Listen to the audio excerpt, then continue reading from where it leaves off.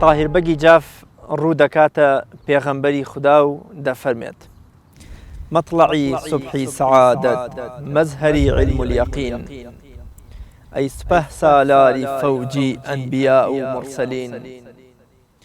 بۆ نەوازش ذاتی حەق هەم حجەت و هەم دەنگی تۆ شاهدی تعزیمی تۆ بوو یاوەری ڕۆح الئەمین مشکی تۆزی دامنت عەتری دەماغی ئەتقیا یعنی بۆ تەئسیری بینش عەینی سورمەی خاکبین ڕوو لە کێکەم غەیری تۆ ئەی شافعی زومڕەی ئەسیم من گونەهبار و خەجاڵەت تۆ شەفیع الموزنبین خۆم لە قوڕ بگرم بەجارێ هەر لە پێ تا تەوقی سەر بەڵکو لوتفی شاهی لەولاک بێ نەجاتم دالەشین مستحقی تیروتانەی ئاشنا و بێگانە خۆم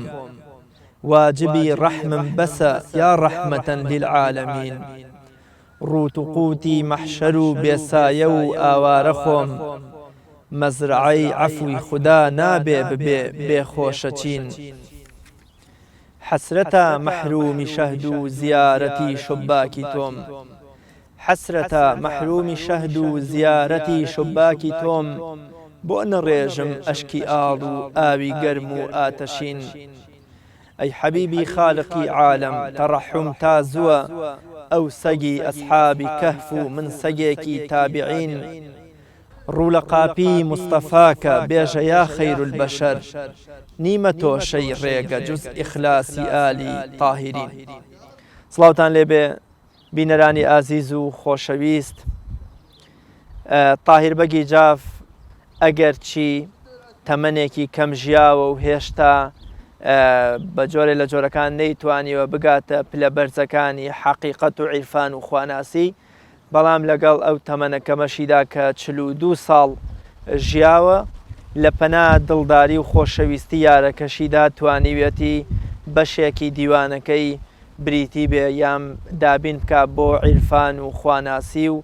نەعت و پیا هەڵخوێندنی پێغەمبەری خوا صلى الله عليه وسلم لە مەڵقەی بەرنامەی خەڵوەتدا قسە دەکەین لەسەر عیرفان و خواناسی و خۆشەویستی پێغەمبەر صلى الله عليه وسلم لە شیعری طاهر بەگی جافدا بە میوانداری زۆر بەڕێز مامۆستا چیروان وەلی ماستەر لە ئەدەبی کلاسیکی کورد پێکەوە باز لە عیرفان و خواناسی و ئاینداریەکەین لە شیعری طاهر بەگی جافدا مامۆستا چیروان سپاس دەکەم کە میوانی ئەم مەڵقەی بەرنامەی خەڵوەتیش بوو بۆ ماندوو دەکەم زۆر سپاس دەکەم لە ئەڵلقەی پێشوودا کاتێک کە باسمان لە جوانی و ئەوین و خۆشەویستی طاهر بەگی جاف کرد بۆ ڕەگەزی بەرامبەر باسمان لەوە کرد کە بە قسەی دکتۆر معروف خەزنەدار بەشێکی زۆری دیوانی طاهر بەگ بۆ ئەو بوارە تەرخان کراوە بەڵام لە پەنا ئەوەشدا خواناسی و عیرفان و پەسن و پیاهەڵدانی پێغەمبەر صلی الله علیه وسلم و ئەبوو بەکر و کۆمەڵێ لە پیاوانی تەریقەتی ئاینی یان بۆ منە تەریقەتی سۆفیگەری خاڵی نین یان بۆ منە بەجۆرە لە جۆرەکان جێیان کراوەتەوە لە شیعری طاهر بەگی جافدا پێم خۆشە جەنابەت لەم بارەیەوە قسەم بۆ بکەی بزانم ئەم خواناسی و عیرفان و پیا هەڵخوێندنەی پێغەمبەر صلی الله علیه وسلم و ئەبوو بەکر و پیاوانی تەریقەت لە چیەوە سەرچاوەی گرتووە بەنای خۆی بەخشندەی مێرەبان زۆر بەخێر بن خۆشحاڵم دیارە باسکردن لە لایەنی ئاینداری و ڕنگدانەوەی ئاین لە شارەکانی طاهر بەگی جاف یەکێکە لە بابەتە گرنگانەی کە کرێ باسی لێ بکەینەوە تشکی بخەینە سەر دیارە هەر ئاین بە سروشتی خۆی یەکێکە لە ڕەگەز و یەکێکە لە پایەکانی شاعری کلاسیکی کوردی ئێمە بەبێ ئاین شاعری کلاسیکی کوردیمان شاعرێکی ناتەواو دەرەچێەوە بۆ لێکۆڵینەوەش لە شاعری کلاسیکی کوردی یەکێ لەو لایەنەی کە زۆر پێویستمان پێێتی لایەنی ئاینە جا ئاینیش بە دابەشە بێ بەسەر چەند لایەنێکە بۆ نمونە ئەو بابەتانی کە پەیوەندی بە قورئان و فەرموودە و ئەو زاراوە ئەو ڕووداوانەی کە لەولایەنەوە بەکاراتوە وارووا و چیرۆک و بەسەراتانەی کە لە قورئانی پیرۆز هاتوون و دوجا لە شاعرەکان ڕەنگیانداوە شاعران تەوزیفیان کردو و بەشێکی کە پەیوەندی بەلایەنی تەسەوف و سۆفیزمەوەیە کە بەشێکی لە شاعرە کلاسیکیەکان ئێمەوە خودی شاعرانی ئێمەش بۆ خۆیان لە پاڵەوەی کە مەلای چاک بوون و دەرچووی حجرە و لە مەلایەتی دەرچوو بوون و ئیجازەنامەی مەلایەتیانە بەڵام لەگەڵەوەشە لە پابەندێکی تەریقەتیشیان هەبووە بۆیە بە شێوەیەکی گشتی ئێمە بۆی کە لە شاعری کلاسیکی کوردیمان باشتر تێبگەین پێویستمان بۆیە کە تێگەیشتنێکی ئاینیمانەوە باگراوندێکی بە جۆرە لە جۆرەکان هەندێک زانیاریمان لەبارەی بابەتە ئاینی و ئیسلامیەکانەوە بێت تاکو لە شاعری کلاسیکی ما تێبگەین. سەبارەت بە تاهیربەجی جاف و ڕنگدانەوەی ئاین لە شاعری تاهیربەجی جاف ئەکرێ بۆ چەند هۆکارە بیجێڕینەوە کە دوجار لە شاعرەکانیشە بە جۆرە لە جۆرەکان دەرکەوتەی ئاینێ و ئاین ئەبینین. دیارە تاهیربەجی جاف وەکو هەر کەسێکی وە شاعرێکی ئاسایە و سەردەما لە حوجرە خوێندوێتی و لە بابەتە زانستیەکان و بابەتاینەکانی حجرەی خوێندو ئەمە بۆتە باگراوندێک بۆتە پاشخانێک بۆ دنیابینی ئەو کە دوجار لە شاعرەکانیشی ڕەنگەداتەوە هەموو ئەوانە بوونەتەوە کارێ بۆی کە لە شاعرەکان ڕەنگی ئاین ببینین دەنجی ئاین ببیستین. کۆمەڵە شاعرمانەیە لە شاعری تاهیربەجی جاف باسی بابەتی ئاینی تایە بۆ نمونە بە شێوەیەکی گشتی باسکردن لە پێغەمبەر درودی خوای لێ بێ کە ئەمە چێتە چوارچێوەی شاعری نەعتەوە واتە شاعرانەی کە بۆ ستایشکردنی پێغەمبەر درودی خوای لێ بە وتراون و لە پاڵەمەوەشە باسکردن لە ئەو شتانی کە پەیوەندی بەخواوەیە کامیان ئەچێتە شاعری چوارچێوەی شاعری مناجاتەوە کەواتە بێمە جیاکاریەک بکەن لە نێوان شاعری نەعت ئەو شاعرانە کە بۆ پێغەمبەر درودی خوای لێ بەوتن وەستایشکردنی گەورەی و جێگە و پێگەی پێغەمبەری خوا درودی خوای لێ بێ و هەروە شاعرانی کە پەیوەندیە بە مناجاتەوە بەگشتی شاعری ئاینی لای تاهیربەجی جاف بە شاعرە کوردی فارسیەکانی کە دواتر دێنە سەر شاعرە فارسیەکانی ئەو شاعرانی کە بۆ ئاینوتە زیاتر لە کەسێتی پێغەمبەر درودی خوای لێ بێ باسکردن لە گەورەتی کەسێتی و جەختکردنەوە لەسەر شەفاعەت خوازی پێغەمبەر کێمە وەکو مسلمان و تاهیربەجی جافی وەکو تاکێکی مسلمان لە شاعرەکانی دەرەکە کە چاوەڕێی شەفاعەت و نازڕەوایی پێغەمبەری خوای درودی خوای لێ بێ لە قیامەت بۆیە بەشێکی زۆری چنە خانی ناتەوە و بەشێکی دیکەشی پەیوەندی با وەصفی تەسەووفە باواتای ئەوەی کە میانە و نێوانی لەگەڵ شێخانی نەقشی خۆش بووە و شاعری بۆ ئەوان وتووە سەر بە تەریقەتەکە نەبووە نەخێر خۆی پابەندی نەبووە لایەنگرێکی شێخەکانی بیارە نەبووە بەڵام وەکو چۆن شێخ ڕەزا ئەڵێ مەربوتە حەیاتم بە سلێمانی و خاکی ئەمیش هەر بەجۆی لە جۆرەکان لەسەر ئەو شێوازەی شێخ ڕەزا شێرێکی بۆ بیارە هەیە کە مەڵبەندی عیلم و عیرفان و پاراستنی بەشێ لە فەرهەنگ و ئەدەبیاتی ئەمە بووە لە ڕابردوودا بە حکمەوەی کە ژوان و یام جێنشینگەی شێخانی تەریقەتی نەقشبەندی بۆ ڕەحمەتی خۆیان لێبێ پاشترە چینە سەرە و شیعرەشی بەڵێ دیارە وەکو جەنابەت ئاماژەت پێکرد بەشێک لە شاعرەکانیشی کە لەو شارێکە جەنابەت ئاماژەت پێدا ئەوەیە کە شاعری بۆ شێخانی نەقشی وتووە و جۆرە لە جۆرەکان وەصف و پەسەنی ئەوانی کردووە ئەمەش بە حکمیەوەی کە خۆی لە هەڵەبجە نیشتەجێ بۆ هەڵەبجەش نزیکە لە هەورامانۆن کە لە یەک دەڤەرێکن و گەورەی پێگەی شاعیران و شێخانی نەقشبەندی ئەوشمابیر نەچێ بەشێکی زۆری شاعیرانی ئێمە لە پاڵەوەی کە شاعری چاک بوون مەلای چاک وەکو ئامە پێش تریش کە پێش ئێستا ئاماژەکەم پێدا پەیوەندێکی تەریقەتیان نەبوو و بۆ خۆی خانەکانی نەقشبەندیش پێگەێنەری چەندین شاعیرانی گەورە بوو و شاعیرانی ئێمەش بەشێکی زۆریان نەقشی بوون لەوانە مەحوی کە شاعرێکی گەورە بووە و مەولەوی بۆ خۆی نەقشی بووە و شاعیرانی پێشووتریش بۆ نمونە ئەحمەدی خانی و مەلای زیری هەموو شاعری نەقشی بوونە و پەیوەندێکی بێت و شێخانی گەورەی نەقشیش بۆ خۆیان لەگە شاعرامیانیان خۆش بوون نێوانیان خۆش بوون خۆیان هەر شاعیر بوون شاعیر بوون لەوانە شێخ عوسمان سیراجەدینی دووەم بۆ خۆی جگەلەوەی کە شێخێکی گەورە بۆ بەڵام دیوانی شاعریشیە بۆیە بە کۆی گشتی تاهیربەجی جافی ژەڵاچاوی ئەو لایەنەی کردووە و نێوانیان لەگەڵ شێخانی نەقشبەندی خۆش بووە بۆیە بۆ خۆشەویستی ئەوان لە گەورەی ئەوان شاعری بۆوتون زۆر باشە پێم خۆشە بچینە خزمەتی لەو شارانەی کە تاهیربەگی جاف لە بواری ئاینداری و نەعت و خۆشەویستی پێغەمبەری خوادا صلی الله علیه وسلم نووسیونی بەڵێ یەکێ لە شارەکانی کە لە دیوانی تاهیربەجی جافا هەیە کە سەرەتای شارەکەون بووە بەداخەوە بەڵام لەو چەند بەیتەی کە ماوەتەوە بە ئاشکرا دید و دنیابینی تاهیربەجی جافمان بۆ دەرەکەی و وەصف و سەنا و ستایشی پێغەمبەر درودی خوای لێ بێکە تاهیربەجی جاف ئەڵێ مەلجە و پشت و پەناهێ غەیری لوتفی تۆ نییە گەر ببەخشی وەرنەبەخشی جان نیسار و چاکەرم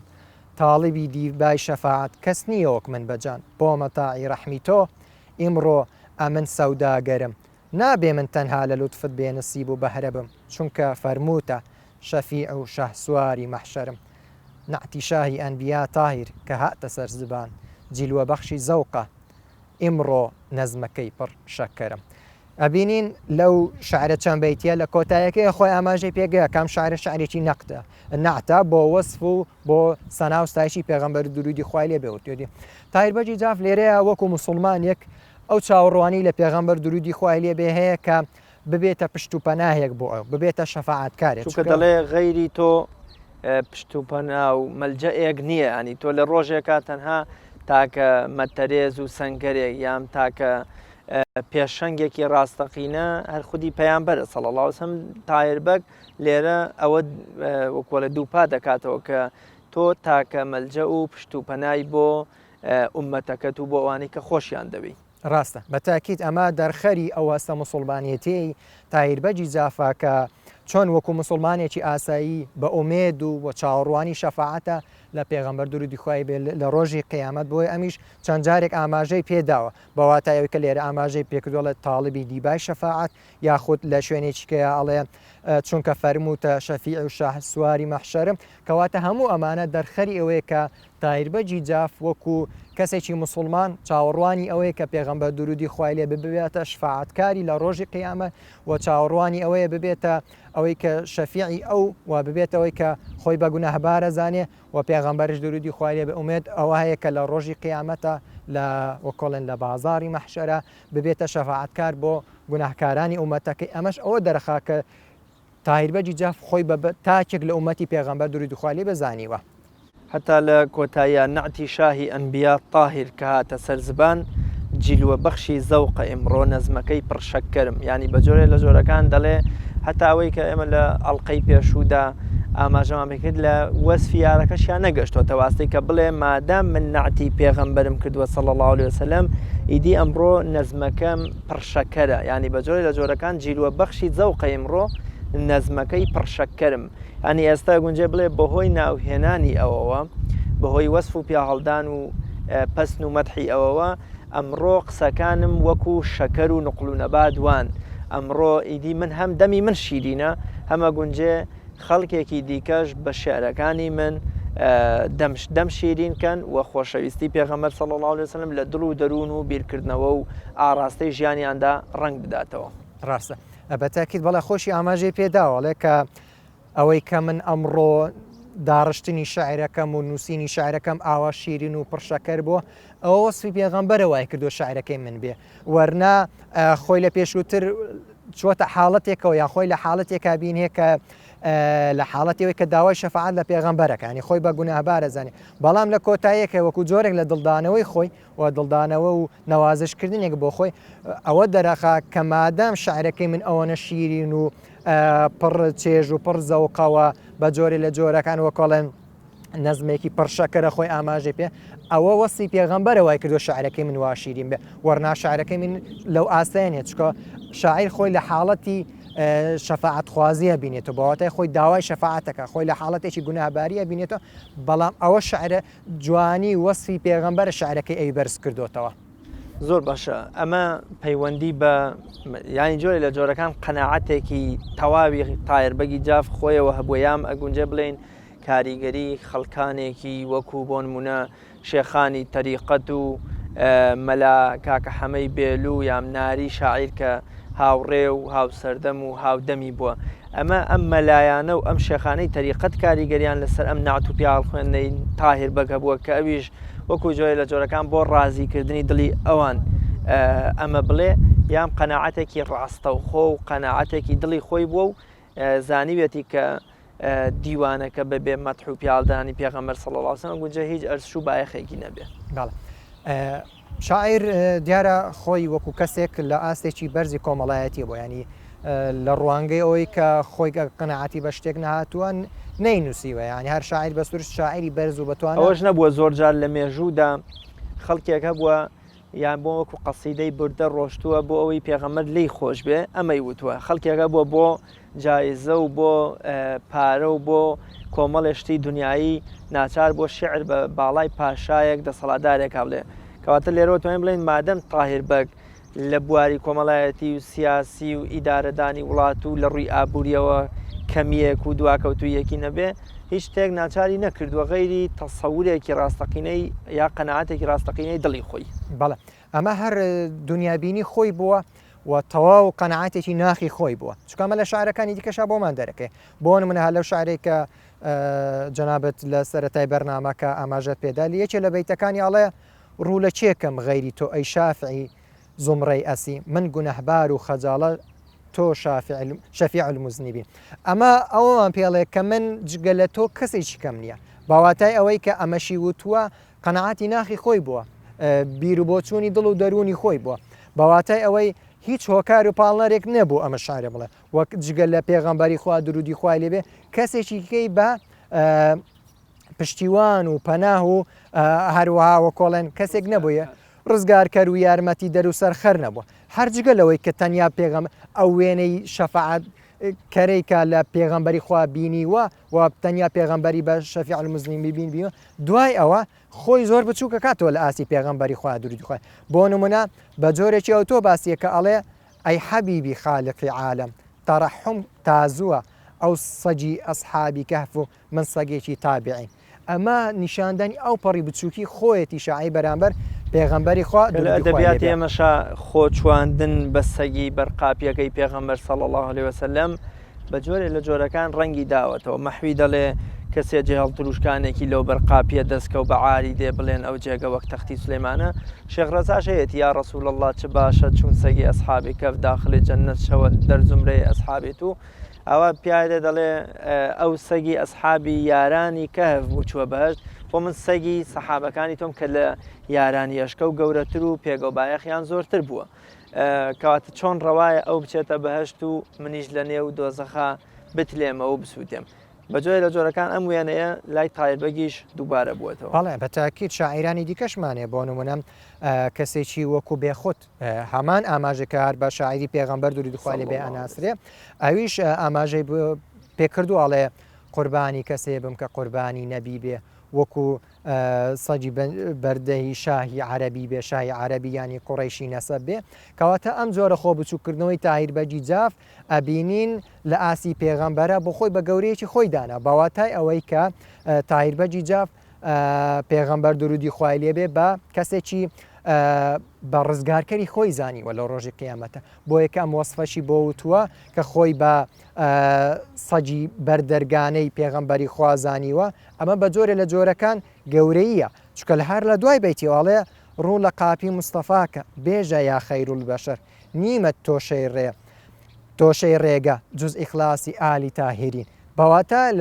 لە جۆرەکان بەخۆی ئەڵێ تۆ بچۆ بەر دەرگانەی پێغەمبەری خوا درودی خوایە چونکە ئەو باشترینی مرۆڤەکانە چونکە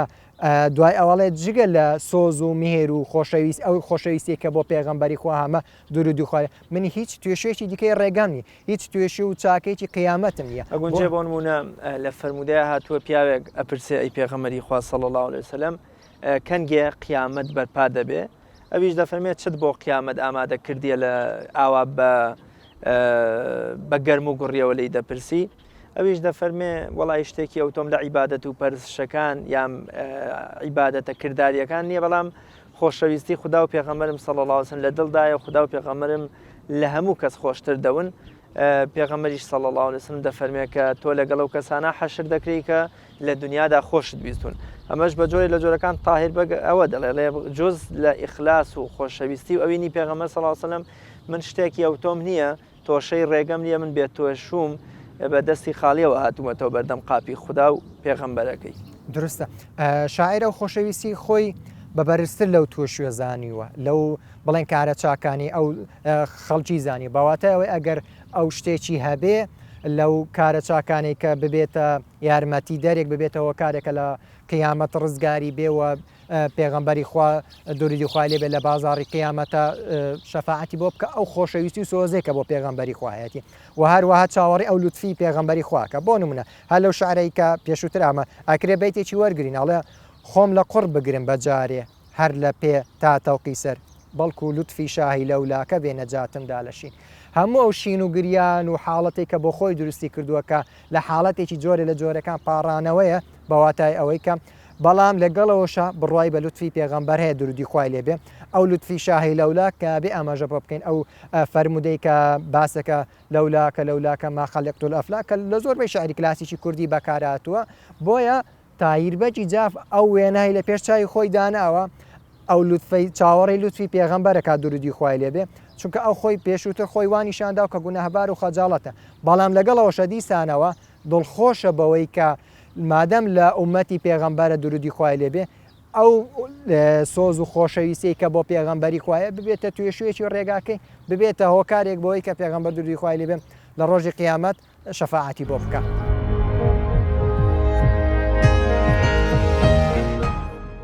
مامۆستا نێچیروان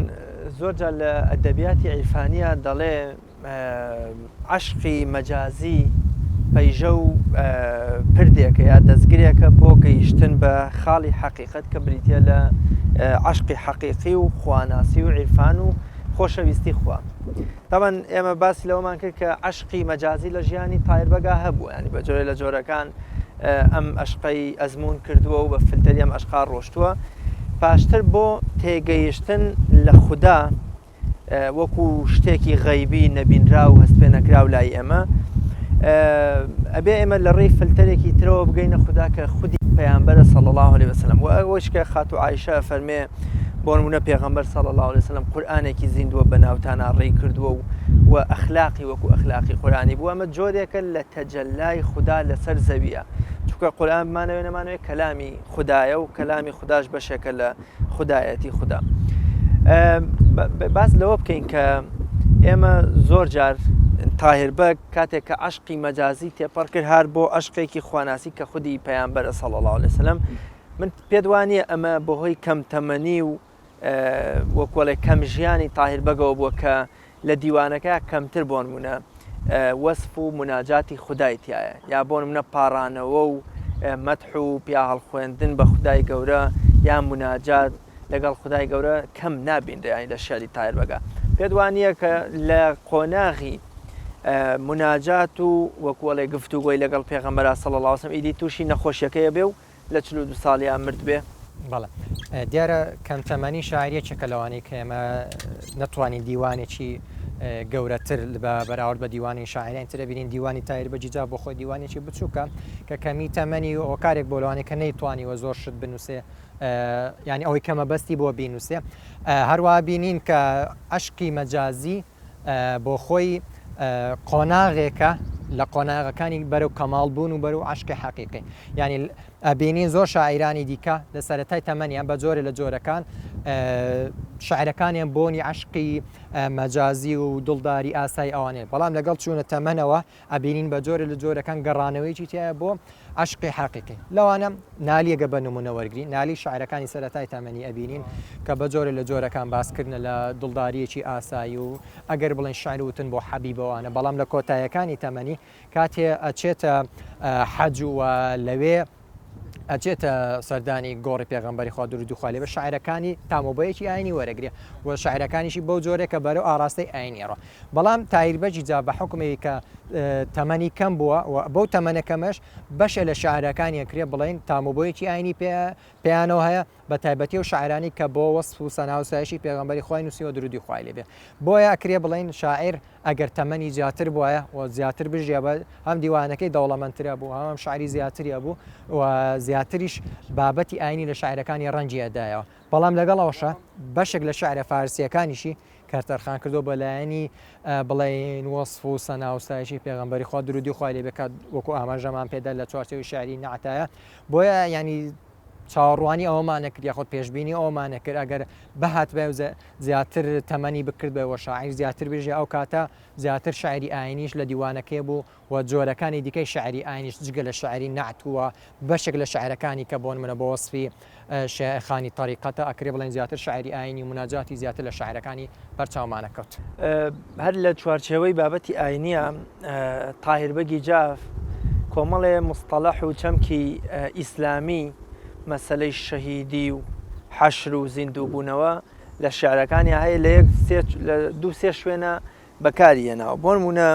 مەکەن تیماری زەخمی جەرگی تاهیر ئەی تەبیب ئاخر بزانن بە لە حەشرا ئەو شەهیدی تیری موژگانە هەتا لە پێشتریشدا بۆ نمونە دەڵێ لە سایەی تیغی ئەبرۆی تۆ لە ڕۆژی حەشردا جانە بیحەمدیلله حیسابی من لەگەڵ جەمعی شەهیدانە ینی تاهیربەگ زۆر جار خەڵکێک دەیەوێ ئاماژەکانی ئیلحاد لە شعری شاعیرێکە بهێنێ بەڵام کاتێک کە تۆ باوەڕت بە چەمکی حەشر و زیندوو بوونەوە و شەهیدی و ئەمانە هەبێت کە سەرف ئەمانە چەمک و مستەڵەحێکی تەواو ئیسلامی و قورئانین لێرەدا ئەمەش ئەگونجێ بچێتە چوارچێوەی جۆرێ لە باوەڕبوون بە مەبدە و بنەما یان چەمکە ئیسلامیەکان کە تایربەگ ئەگەر بۆچی بۆ نێوان خۆی یارەکەی بەکارێناوە بەڵام ئەگونجێمە باوەڕیشی بەم چەمکانە هەبوو پێی وا بووە کە ئەمیش شەهیدی ڕێگەی موژگانی یارەکەیەتی بەشێک لە وشانەی کە لە شاری کلاسیکی کوردی و دوجار لە شاری تایربەجی جاف ڕەنجی داوەتەوە و شاعیر تەوزیفی کردوون ئەو شاعرانە ڕیشەیەکی ئاینیانێ واتە ئەو ئاینین مانای پێداون لە وشانی بۆ نمونە مەسەلەی حەشر و مەسەلەی شەهیدوانە وشەی ئاینین باگراوندێکی ئاینیانێ یعنی مەر کاتێ جۆمان لە وشەیە بێ ئۆتۆماتیکیان ڕاستەوخۆ بیرمان بۆ لایەنێکی ئاینێکی بۆیە لە دیوانی تایربەجی جافا ئەو حاڵەتە زۆر بە چاوەکەی بۆ نمونە لە شارێکی دیکەیاڵێ بحەمدی لله ئەتۆی ئەمڕۆ بەخوبی لە جێی فەرسندی خاسی پیری کەنعان کەواتە بحەمدی لله سوپاسکردنی خوا بۆ خۆی وشەیەکی ئاینی ینی لە ئایناوترێەوە ڕەهەند و ڕیشەیەکی ئاینیە یاخود پیری کەنعان ئەمە تێل نیشانە بۆ چیرۆکی پێغەمبەری یعقوب سەلامی خوای لەسەر بێ ئەمە بۆ خۆی بەڵگەیە لەسەرەوەی کە دیوانی تایربەجی جاف لە شعرەکانی تێلنیشانی بۆ کۆمەڵی بابەتی ئاینیش کردووە بۆ نمونە ئەمە ئەگونجێ پەیوەندی بەو باگراوندە سەقافیەوە هەبوو ینی بۆ نمونە تۆ ئەگونجێ حتا لە سەدەی ڕابردوو لە سەدەی بیستەمی خۆمانە ئەگونجێ هێشتا کتێب و سەرچاوە ئاینیەکان بەو جۆرەش نەبوو بن کە تۆ بزانی پیری کەنعان کێ بزانی یعقوب و پێغەمبەرانی بۆ نمونە ئەگونجێ لە هەموو کوردستانە سەد مەسحەفی قورئانی پیرۆزیش نەبوو بێت چجایەوەی تەفسیر کە بۆ نمونە لە دوای تاهیربەگی جاف یەکەم تەفسیری کوردی لە باشووری کوردستانە کە مەلای گەورەی کوێیە ئینووسێ مەبەسمە ئەمە باگراوندێکی سەقافی ئاینداریشە نەگەوەی کە تۆ پێدوا بێ هەر خودایەگەیە و پێغەمبەرێگەیە تەنانەت ئاگاداری حەشر و شەهیدی و پیری کەنعان و حەزرەتی یوسف و جوانی حەزرەتی یوسفیش هەبووە کە ئەمە لە بەرەنجامی سەقافەتێکی دینیەوە دێ کە لە نێو خانەدانی تایربەگی جافا هەبووە و کاری پێکراوە ئەو ڕۆشنبیری شاعیر وەری گرتووە و ئەو کاتێک کە فەقێ بووە حتمما کتێبە ئاینەکانی خوێندووە و ئاشنایەتی بە قورئانیا بۆ چکە هەر بەشێک بۆ لە سەرچاو کەرەسە زانستی و ئاینەکانی کە لەو سەردەمە خوێندرەوە بۆیە تەوزیفکردن و ڕنگدانەوەی ئەم بابەتە و شەوزارە و فەرەنگایانە لە شاعری تایربەجی جاف زۆر بۆ نمونەگە لە شاعرێککە ئاماژەی پێکەین کە لە شاعری پێشووتر ئاماژەمە بەوەدا کە کۆمەڵی وشەی ئاینی بەکارە لێرش بە ئاماشە بۆ نمونە لەم شاعراڵێ نەماوە شاری بابل چاهی هاڕوت لەکوێ خوێندوویە ئەفسون چاوی جادوت دەڵی تۆراوە قیبلی عاشقانت کە ئەمڕۆ کەچ بووە میحرابی ئەبروت ئەبینین لەو دوو بەیتەیە کۆمەڵێک ئاماژەی ئاینی بەکارێنەوە کە ئاماژەکان ئەگەڕێنەوە بۆ قورئان بەشی هاروت و ماروت وەکو دوو فریشتە بوون سەرەتا دواتر ئەوە بوون کە خەرانە چاڵێکەوە لە بابل ئەمار بۆ خۆی ئاماژەی قورئانی تێلنیشانێکن کە شاعیر لە قورئانەوە وەری گرتوون ئەمە ئەوما پێڵێ کە شاعیر کەسێکی ئایندار بۆ ئاگاداری قورئانیش بووە ئەگەر ئاگاداری قورئان نەبوو بێ چۆن ئەم وێنە جوانەی لە شاعرەکانی تەوزیف کردووە بە دروستیش تەوزیفی کردو یاخود هەر لەو بەیتی دوای ئەو وشەی قیبلەی بەکارێنەوە ئێمە ومانەزانین قیبلە کە ڕووگەی موسڵمانانە بۆ خۆی وشەیەکی ئاینیە کاڵێن قیبلە دیارەکە لە فەرهەنگی موسڵمانانە دیارە کوێیە یاخود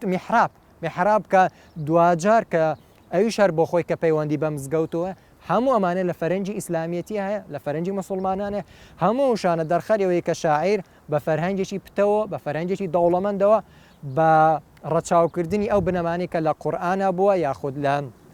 چیرۆکە قورئانیەکان لە بەسەراتە قورئانیەکە هەموو ئەمانەی وەرگرتووە تێگەیشتووە دوجار بە سەرکەوتوانە لە شاعرەکانی تەوزیف کردو ئەمەش بەڵگەیەوەی کە شاعیر بە دروستی و بە چاچی ئاگاداری قورئان بۆ و بە سەرکەوتویش توانیوێتی ئەمانە لە نێو شاعرەکانی خۆیان بەکاربێنێت زۆر باشە لە دیوانی تایربەگی جافا کۆمەڵێ چوارینە کە دەچنە چوارچێوەی ئەتوانین بڵێن کۆمەڵێک پرسیاری فەلسەفیەوە کە دەربارەی بوون و نەبوون و مرۆڤ و گردون و تەنانەت خودداوە وروژاندونی و لە شێوەی نامەدا ئاراستەی هاوڕێکەی خۆی کاکە حەمەی بێلویان ناری کردووە کە پرسیارەکان ئەگونجێ بڵێن پرسیاری زۆرینەی خەڵک بن و تاهیربەگی جاف بە جۆرێ لە جۆرەکان دەیەوێت وەڵامی ئەم پرسیارانە وەربگرێتەوە و عوامانە و وەکو ئەڵێ هەر لە خۆ ملنانانە نەڕوە هەر بڵێ وڵی ئەبێ وابێ وابێ ینی بەجۆی لە جۆرەکان دەوێت وەڵامێکی دەستکەوێت ئەمتر بە پرسیارەکانیش تۆزێ لەگەڵ بیرکردنەوەی عامی خەڵکەکانە گونجێن. من پێم خۆشە لەبارەی ئەمەوە قسەم بۆ بکەیت ئەم پرسیارانە کە لە شێوەی نامەیەکدا ئاراستەکران و لە چواری نەدا خۆیانە نوێنن مەبەستی چی بووە تاهیر بەگیجاب و ئەم هۆنراوانە یا ئەم چوارینانی تا چەند نەچنە بازنەی ئاینداری و تێگەیشتنی ئاینی و پرسیارە ئاینیەکان کە لەکوێوە هاتووی بۆ کوێ ئەچی و دەبێت چی بکە ئەمانە سێ پرسیاری سەرەتایین کە پێویستە مرۆڤ هەمیشە لە خۆی بکە. تاهیربەجی جاف لە دیوانەکەیە لە شێوەی پرسیار بەڵام لە شعرەدای ڕشتۆ بۆ شێوەی چوارینە کۆمەڵە پرسیاری کردووە کە پرسیاری فەلسەفی نێما و پرسیاران پێڵێن پرسیارە نەمرەکان واتە ئەو پرسیارانە بە درێژایی مێژوو بە درێژایی زەمان بە درێژایی کات و لە شوێنی جیاواز لە زەمن و زمینەی جیاواز ئەو پرسیاران نەکرێت و بە شێوەی جیاوازش هەوڵ دراوە وەڵامیان بدرێتەوە کە ئاین بۆ خۆی یەکێکە لەو بابەتانی هەوڵی داوە وەڵامی ئەو پرسیارانە بداتەوە. ئەو پرسیارانەی کە لە نامەیەکە ئاراستەی و نردویەتی بۆ هاوڕێکەی کە ناریە کاکە حەمەی بێلوو کە پێکەوە هاوڕێتێکی بەتین لە نێوانیان نەبوو لە شێوەی کۆمەڵە چوارینە هەندێک پرسیاری ئاراستەکە کە پرسیارەکان پرسیاری نەمرن و پرسیاری فەلسەفی گرنگن لە گۆشێک لە گۆشەکان و پەیوەندیان بە بابەتی ئاینەوەیە بە تایبەتی پەیوەندی بە بابەتی بیر و باوەڕ و پەیوەندی بە ئەکرێ من بڵێم بە زیاترش بچن پەیوەندی بە گروپە ئیسلامیەکان و بکە لە مێژووی مسلمانان سەریاڵەوە کاتێک کە مسلمانان لە ڕووی پێشکەوتنەکانیەوە بە کاریگەربوون بە فکر و فەلسفەی یۆنانی کۆمەڵێک گروپی مسلمانان سەراڵەدا بەرزترین ئاستی فکری مسلمانان لەو کاتەیە دەرەکەی هەندێک لەم پرسیاران لە شعری تاهیربەجی جاف ڕەنجی داوت ئەمەش بۆ خۆی ئەوە گەینێ کە تاهیربەجی جاف تەنیا مسلمانێکی ئاسایی نەبوو بەڵکو ئاگاداری ڕەوتە مسلمان و گروپە مسلمانەکانیش بوو بۆ نمونە لەو شعری کە ئاراستەی یاخود نردوێتی بۆ ناری لە کۆمەڵە چوارینێ من تەنیا ئاماژە بە یەک دوو چوارینەکەم ئەڵێ لە ڕۆژی عەمەل قسمەت کراوە لەبەرچی تۆ دەڵێی فعلی خۆمانە کەوابوو ئاگری دۆزەق لە بۆمە چ لازم دێ بکێشێ وازەبانە ئەگەر خەڵقە لە بۆمان اختیارێ لەبەر چی یەک بچووک و یەک کەڵانە یەکێ بۆ پارانانێ جان فرۆشە یەکێ حەقی نییە شاهی گیانە لەم دوو چوارینێ کۆمەڵە پرسیار بەنامەیەک بۆ ناری ئێم ئەڵێ بۆ وادا بەشکراوە یەکێ بۆ نمونە بچووکە یەکێک گەورەیە یەکێ بۆ نمونە بۆ شەوی نییە ژەمێک خواردن کەچی وایەتوانێت نانی هەزارەها خەڵک بدا یەکێ شاهی جیاوازیە چینایەتی ئەم دام بەشبکاریە لە پای چی بێگومان ینی بۆ نمە باسی کۆمەڵە چەمچی کردووە کاکرێ من بڵێم ئەمە لێرە شاعیر وەکو کەسێکی جەبری بیرەکاتەوە و ئاماژەی بۆ نمەوەی کە اختیار بەدەست خۆمانیە و ئێمە تەنها ئاراستە کراوین یان بۆونە بۆ خاڵێک ئاراستەکرین هیچ شتێک بەدەست خۆمان نییە تاوابزانام عومەری خیامە دەڵێ خوددا داوی دەناوە داوی ئەو بەبا نادەم دەعبایەکی گرت و ناوی لێنا ئادەم داوی ئەوە ڕاوی ئەوە دانەژی ئەو ئەم خاتە دا و گەرەکی خۆشم لادەم ینی بەجۆرە لە جۆرەکان عومەری خیامیش ئەمەی هەبووە کە مادام خوددا داوەکەی ناوەتەوە و دانەی بۆ ڕۆ کردوم و ڕاوی منەکە ناتوانم خۆم لادەم ئەنی ئەم پرسیارە فکریە ئەم پرسیارە فەلسەفی کە عومەری خیام هەیبووە بەجۆیە لە جۆرەکان لای تایربەگیش دووبارە بووەتەوە بەڵێ دووبارە بۆتەوە ئاستی تێگەیشتنی ئەو سەبارەت بۆ پرسیارانە ئەخاتە ڕوو چەند بە لێزانانە و چەند بە لێهاتوویانە و بە کارزانانە ئەم پرسیارانەی لە چوارچێوی شعرەکانی خۆیان جێ کردوێتەوە و هەندێک وشەشی بەکارهێناوەکە وشانە بۆ خۆی ڕنگدانەوەی ئاستی تێگەیشتنی ئەوە و وشانە تایبەت بۆ وەکوتم بەو گروپە ئیسلامیەکان بۆ نمونە هەر بۆ خۆی وشەی اختیار ینی ئایا ئێمە لە بەرامبەر ئەو کار و کردارانە ئەیکەین ئایا ئەمە جەبرمان لەسەر یاخود اختیار لێرەیە تایربەجی جاف وەکو جەبریەک بیرەکاتەوە بەواتە ئەوەی کە ئەڵێ لە ڕۆژی خۆی بەواتە ئەوەی کە پێش ئەوەی کە ئێمە بینە دنیاوە کردارەکان دابەش کراوە ئەمە بۆ خۆی پرسیارێکە بەڵام لە وەڵامدانەوەی ناری بە جۆرێکی دیکە ناری بیرەکات ئەمەش جیاوازی بیرکردنەوەی ئەو دوو شاعیرەمان بۆ دەرەکەێت کە هەر کامێکیان لە ڕوانگە ئاینیەکەشەوە خاوەنی بیرکردنەوەی خۆیان بووە بەڵام ناری ئەبینین وەکو شاعیرێکی ئەشعری بیرەکاتەوە بەواتای ئەوەی کە باس لە چەمچی کەس بکە کەس بێ مازانی یەکێکە لە بنەماکانی فکری ئەشعریەت بەڵام لای تاهیربەجی جاف لە ڕوانگە ئاینیەکەوە سەرڕاوی کە هاوڕێ و برادەری ناری بووە بەڵام لە بیرکردنەوەی وەکو مسلمانی بە شێوکی سەر بەخۆ بیرەکاتەوە ئەو پێی وایە ئێمە کردارەکانمان پێش ئەوی بینە دنیاوە دابش کراوە بۆیە ئەو نامەی کە ناردووە بۆ ناری لەوەیە وەکو شاعیرێکی جەبری بیرەکاتەوە. ئەوە شەکە ئاماژەم بەوەکە کە هاو بەشیەکە هەیە لەگەڵ عومەری خیامە دەڵێ مقدر بوو کە گەندوم بێ بە ڕزقی لە ئادەم بۆ دەبێ بگرێ بەهانە کاتێککە مقدەرەکەی وابووی دی ئادەم ئەگونجێ هیچی لەسەر نەبێ. ئەویش هەروایە لە دابشکردنی خۆی کە ئاماژەی پێکاڵێ عمل قسمت کراوە کەواتاڵێ مادەم دابش کراوە کارەکان خەتا لە من چییە؟ ینی من ئەگەر بێت و کارێکی نادروست ناباش بکەم خەتاکە لە من چییە؟ بۆیە دیدگا و تێڕوانینی خۆی سەبارەت بە چارەنووسی مرۆڤکردداری مرۆڤ دەرەخە لەگەڵەوەشە بە شێوی پرسیارێک ئاراستە کەواتە هەم پرسیارەکەی کردووە بەڵامەکرێت لە پشتی ئەو پرسیارەوە بگەێنە دیدی شاعیر تا ڕادەیەک تاهیربەک ویستبێتی بەرگری یا لەسەرکردنەوەیەکی بۆ مرۆڤ هەبێ ئەنی مادە مرۆڤ کائینێکی لاوازە و خوددا دەسەڵاتێکی ڕەها و مطلقی هەیە ئیدی مرۆڤ بە جۆرە لە جۆرەکان جێی بەزەیە جێ ئەوەیە کە لەسەر بکرێتەوە و بەرگری لێ بکرێ کە من ئەو هەستم بۆ هەیە کە بۆنی ئەوەی لێدێک کە تایربەک بیاوێ جۆرە بەرگریەک لە مرۆڤ و لە خودی مرۆڤ بکە. ڕاست ئەویش ئەکرێ ینی بەواتای ئەوەی کە هەر دەرخەری ئەوەیە کە شاعیر جۆرێک تێڕوانی نییە بۆ بەسەر بەخۆیانە بیری کردوێتەوە و لەگەڵەوەشە بە شارەزاییەوە ینی ئەمە دەرخەری ئەوەیە کە لە بابەتە ئیسلامیەکانی شتەنانەت کە پەیوەندی بە بیر و باوەڕ شاعیر زانیاری هەبووە بە زانیاریەوە بە عیلمەوە ئەم باسانی وروژاندووە و لە پشتی ئەو پرسیارانەوەی کە بۆ بە شێوەی نامە بۆ ناری نردوو ئەگەینە بیرکردنەوەی شاعیر چۆن بیری کردوێتەوە چۆن لەبارەی کردارەکانی مرۆڤ بیری کردوێتەوە چۆن تێڕوانینە بۆ سەبارەت بۆ کردارە هەموو ئەمانە دەرخەری ئەوەیە کە تایربەجی جاف لە بابەتە ئیسلامیەکانی شارەزایی هەبووە و بە شارەزاییەوە لە شاعرەکانی خۆی تەوزیفی کردوون و بەکاری هێناون. لە شوێنێکی ترای ئمە زۆر جار لە هەر پێشاتێکدا وەکو ئەڵێ بەرەنجامی ئەم پێش هاتە یان بۆ منە هۆکاری ئەم پێشاتە گەڕینەوە بۆ هۆکارەکان ینی پێمان وایە هەر شتێک هۆکارێک هەیە بۆ ڕوودانی لێرەدا ئەم بەجێ لە جۆرەکان ناباوەڕی خۆی بەرامبەر بە هۆکارەکان دەرەبڕێ ئەڵێ کە تیر ئەندازی چاپوک دڵ بپێکێ قەباحەت کەی لەسەر حەڵقەی کەوانە ینی بۆ نمونە لێرەدا تیر ئەندازەکە ئەو کەسەی کە تیرەکەی وەشاندووە ئەو ڕاستەوخۆ بۆ منە ئەگونجێ بۆ دڵی ئێمەی وەشاند بێ یا بۆونە ئێمە گیرۆ دەبکە ئەیدی بۆچی ئێمە لۆمەی کەوانی تیرەکە ئەوەی کە تیرروکەوان کە تیرەکەی لێوە دەرچووە بۆچی ئێمە لۆمەی ئەمە بکەین لە کاتێکە ئەو تەنها هیچ بەدەست نەبووە ینی ئەوەی کە سەبەبی ئەمە بووە ئەو کەسە بووە کە پێی وترووە تیر هاوێژەکە کە بەم کەوانە و بەم تیرەکەی گرتوۆتە دڵی ئێمە وەکو نیشانەیەک وەکو پێکراوێکی نێو ئەم کەون و کائیناتە. ڕاستە هەر تاواکەری ئەوە لە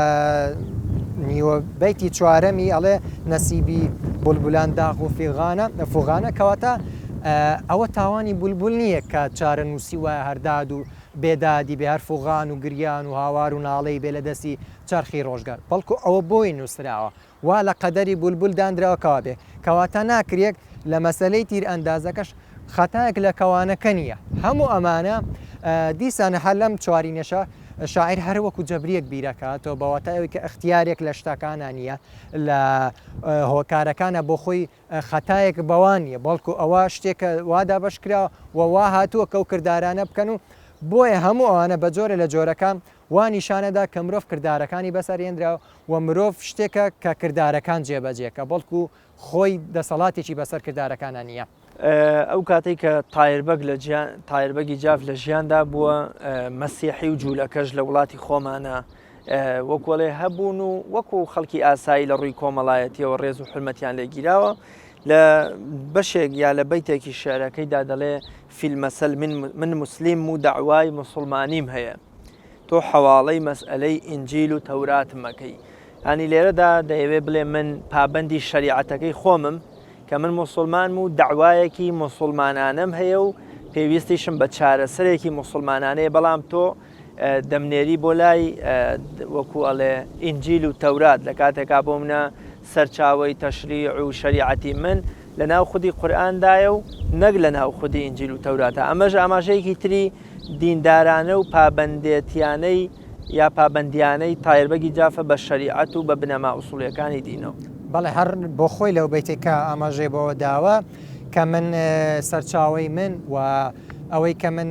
کۆڵێن سەنجی مەحەکی من قورئانە کەواتە بۆ ئەی یار بۆ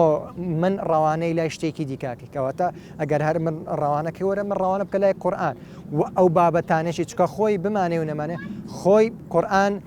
شارەزایی لێ هەبووە لە چیرۆکەکانی لە وشە و زاراوەکانی لە دەربڕینەکانی چکە لە شارەکانی ڕەنجی داوەتەوە مادام من شارەزایم لە قورئانەیە تۆ بۆ من ڕەوانەی شتێکی دیکەکەی وەرە هەر من ڕەوانەی لای من قورئان کە چکە قورئان من شارەزایم لێ هەیە و وەکو موسڵمانێک من کتێبی من سەرچاوی من قورئانە بۆیە کەواتە هەر من وەکۆڵێن منە خەیتە بەر سەنجی مەحەک وەرە ڕەوانەی لای قورئانم بکە. ڕاستە لە وەکو پێشتری ژامەژەم پێ کرد کاتێککە شێخ ڕەزا دەڵێ مەڕبووتە حەیاتم بە سلێمانی و خاکی خۆزگەم بە سەکی قاپیەکەی ئەحمەدی کاکی و ئاوا پیادێ تاهیربەگی جافیش بە هەمان شێوە مەڕبووتە حەیاتم بە بیارە و بە دیاری خۆزگەم بە سەگی قاپیەکەی قوتبی مەداری ئەم کاو لە دنیاە لە نەوزێر و زەبەر بێ پاش ئەحمەدی موختار و ئەبوو بەکر و سێیاری فاروقی زەمان حەزرەتی نائیبی شێخ عوسمان واصڵ بوو بە دەرگاهی کەرەم ڕەحمەتی باریکە شعرێکی درێژە کە بەجۆی لە جۆرەکان ئەمە بۆنی پەیوەندی تایربەگی جافی لێوە دێ بە تەسەوفەوە یان بۆونە پەیوەندیەکی دۆستانەیە بۆ لەگەڵ شێخانی تەریقەتدا پاش وەکۆڵێ ناوهێنانی پێغەمبەر صلی الله علیه و سلم و ئەبوو بەکر بە دیاریکراوی سێ یارەکەش بە وەکۆڵێ بە ناونهێنان پاشتر دەچێتە سەر شێخانی تەریقەت بە تایبەت تەریقەتی نەقشبەندی لە بیارەی شەریفە ئەمە تا چەند لە چوارچێوە بازنەی ئاینداری تایربەگا جێبێتەوە. ئەمەش بە خۆی گۆشەیەکە لە گۆشەکانی شاعری ئەکرێ هەرچەنە بۆ خۆی شاعری سۆفیزم جۆرێک لە جیاوازێ چیە لەگە شاعری ئاینی بەڵام ئەوەی ئەبینین لەم شاعرە تێڵچێشێک کراوە لە نێوان شاعری سۆفیزم یاخڵێ وەسفی سۆفیزم لەگە شاعری ئاینی بەواتای ئەوەی کە هەم جۆرە ستایشێکە جۆرە ڕێزدانانێکە بۆ شێخانی تەریقەتی نەقشبەندی و جگە لە نەقشبەندی لە کۆتایی شاعرەکە باسی مەرقەدی گەیلانی و پیرانی بوخارەشەکە هەموو ئەمانە ئەوە گەنێکە شاعیر سەرڕاوی کە بۆ خۆی پابەندیەکی تەریقەت نەبووە خەلیفە و هەروە بێتۆ بڵێن جۆرە لە جۆرەکان سۆفی نەبوو بەڵام ڕێزگرتنی بۆ تەسەوفە بووە و بە چایەکی بەرزەوە ڕێزی تەسەوفی کردووە بەواتای ئەوەی کە چۆن شێخ ڕەزای تاڵەبانی وەسفی سلێمانیەکە کاڵێ مەربووتە حەیاتم بە سلێمانی و خاچی خۆزگەم بە سەجی قاپیەکەی ئەحمەدی کاچی دیارێ مازانین تاڵەبانیەکان لە ڕووی تاریقەتەوە قادرین و سۆزێکیان بۆ تاریقەتەکەی خۆیانێ هەرچەندە تایربەگی جاف سەر بە تەریقەت نەبووە بەڵام بەهۆی نزیکایەتی و هەبوونی پەیوەندی دۆستانە و نزیکایەتی لە شوێنەکە و نزیکایەتی تەریقەتی نەقشبەندی لە ناوچەکە ڕێزێکی گەورەی بۆیان و زۆر بە ڕێزەوە باسی تاریقەتەکە و باسی کاتی بەرنامەکەم تەواو بوو بەس پێم خۆشە زۆر بە کورتە باز لە ناوەڕۆکی و شارە فارسیە بکەین کە تایربەگی جاف لە بەشی دیوانی لە بەشی فارسی دیوانەکەیدا ئەویژە لە چوارچێوەی عیرفان و خواناسی و نعتی پێغەمبەر صلی الله علیه و سلم نووسیوەتی بەڵام زۆر بە کورتە ناوەڕۆکەکەی چۆن چۆنیە و جیاوازی چیە لەگەڵ ناوەڕۆکی شارە کوردیەکانی لە خۆشەویستی پێغەمبەردا لا شعرە فارسیەکانیشی لە ڕووی نەعەت و هەر درێژکراوی شعرە کوردیەکانێتی بەڵام لەوێ بە درێژتر باسی پێغەمبەری خوای کرد و درودی خوای لێبێ و لە شعرێکی بۆ نمونە لە یەکەم شاعری لە شعرە فارسیەکانی لە یەکەم شاعری ئاماژە بە گەورەی پێغەمبەری خواکە درودی خوای لێبێ بۆ نمونە لە بەیتی یەکەم یاڵێ سەلامێ ما بدەن جسمی کە باشەت عەقل ئەز و شەیدا درودێ ما بدەن نوری کە گەشتێ جوملەیە دنیا لەو شعرێکی درێژە قەسیدەیەکە بۆ خۆی باسی کۆمەڵە لانی پێغەمبەر وەسف و سەناوستاشی پێغەمبەری خواکە درودی خوا و ئاماژەی بە کۆمەڵ ئاەتی کردووەکە و ئاەتان ئاماژەم بۆ پێغەمبەر درودی خوای لێبێ لەوانە فسبحان الله الذي أسرى و باسی وادناکە و ما زاغ البصر کۆمەڵێ شعر ئاەتی هێناوەتەوە کە هەمووی لە وەسف و سەناوستاشی پێغەمبەر شعرێکی دیکەشی کە لەوەیە ناوی پێغەمبەری بە ئەحمەد هێناوە و وشەی ئەحمەدی کردوتە پاش سەروە شعرێکەش لەوێ شعرێکی درێژە تەنیا بەیتی یەکەم یە خوێنماڵێ ماهی ئەنوەری یەک نمونە ئەس جەمالی ئەحمەد است شەمسی خاڤەر ریزێ خاری ئەس نەڤالی ئەحمەد است لەو شعرش وشەی ئەحمەدی کردوتە پاش سەروە بە درێژەی هەموو شعرەکە دووپاتێکاتەوە هەموو ئەمەش دەرخەریەوەیە کە تایربەجی جاف لە شعرەکانی گرنگجی بە خۆشەویستی پێغەمبەری خوادا و درودی خوای زۆر زۆر سپاس درود بۆ گیانی وەکوڵێ هەم پێغەمبەری پێشامان سەڵاسە هەم بۆ درود بۆ ڕوحی تایربەگی جاف سپاس بۆ بەڕێزیشت کە میوانی ئەم ئەڵلقەی بەرنامەی خەڵوەت بووی بەڵێ بینەرانی عزیز و خۆشەویست بەم شێوەیە ژاتمە کۆتای ئەڵلقەی ئەم جارەمان کە قسەکردن بوو لەسەر خواناسی و پیا هەڵخوێندن و نعتی پێغەمبەر صلی الله علیه وسلم لە شیعری تایربەگی جافدا تا بە یەکگەشتنەوەیەکی تر و لاڵقەیەکی تری بەرنامەکەم بەخوای گەورەتان ئەسپێرم خواتان دەگەم.